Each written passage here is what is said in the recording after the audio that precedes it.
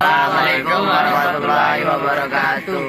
Selamat siang teman-teman. Jadi kami di sini dari kelompok Gacor ingin mempresentasikan jenis-jenis bahan logam.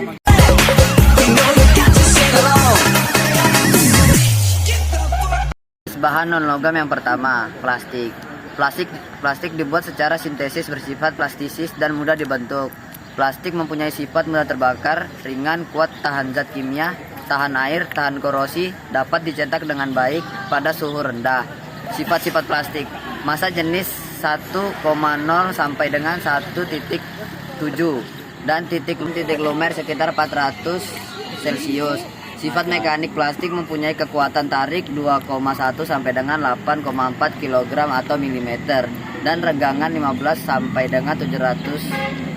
Plastik banyak digunakan untuk kemasan, peralatan rumah tangga, peralatan teknik, peralatan elektronik, dan komponen-komponen kendaraan.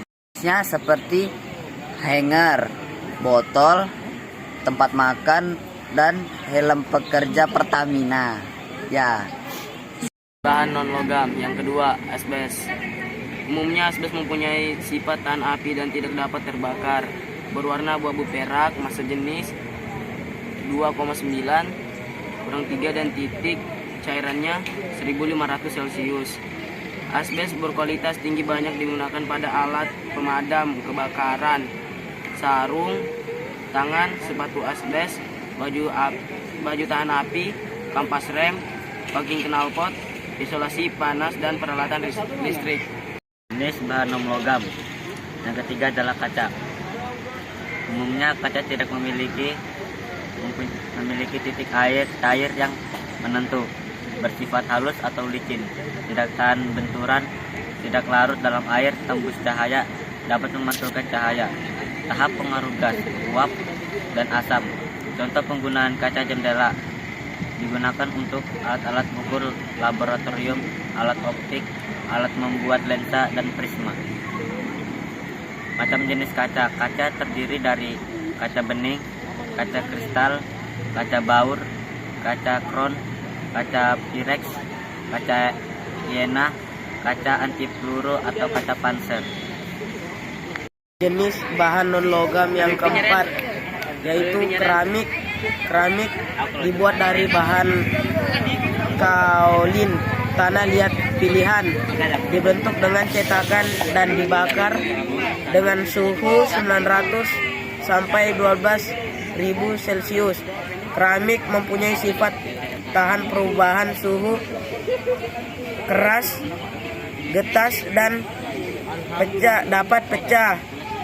Daya sakit tinggi, tidak dapat diubah bentuk, tahan perubahan kimia, dan tidak menghisap air. Karena sifatnya itu, keramik digunakan untuk lantai, bahan isolasi listrik, sekring, dan batu tahan api.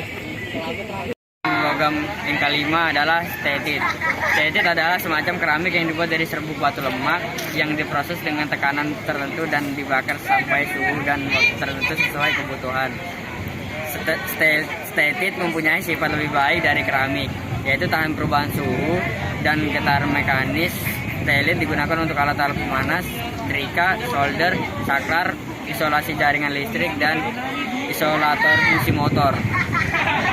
Non logam yang kelima adalah kertas atau karton.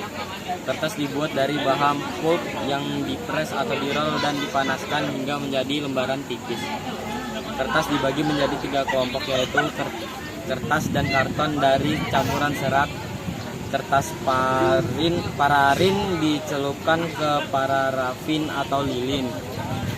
Kertas prespan dalam kurung kertas basah dan dipres.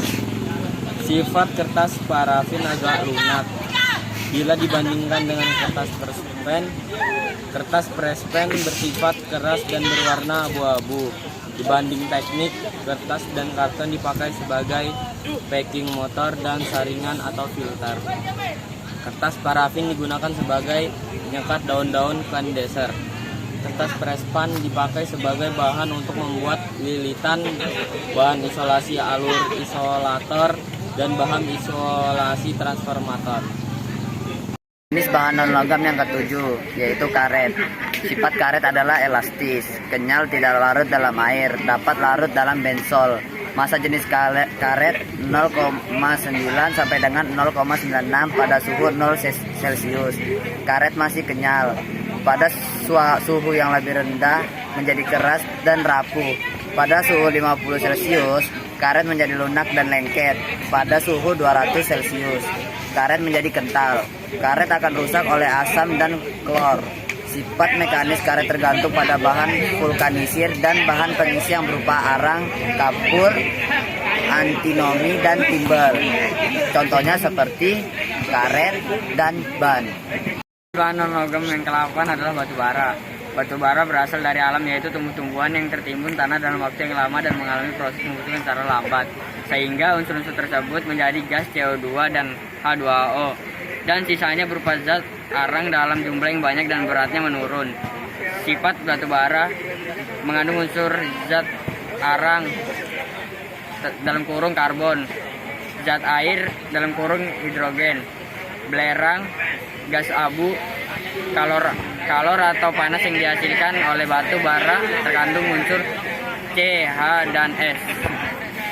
Sekian presentasi kami dari kelompok Gacor. Assalamualaikum warahmatullahi wabarakatuh.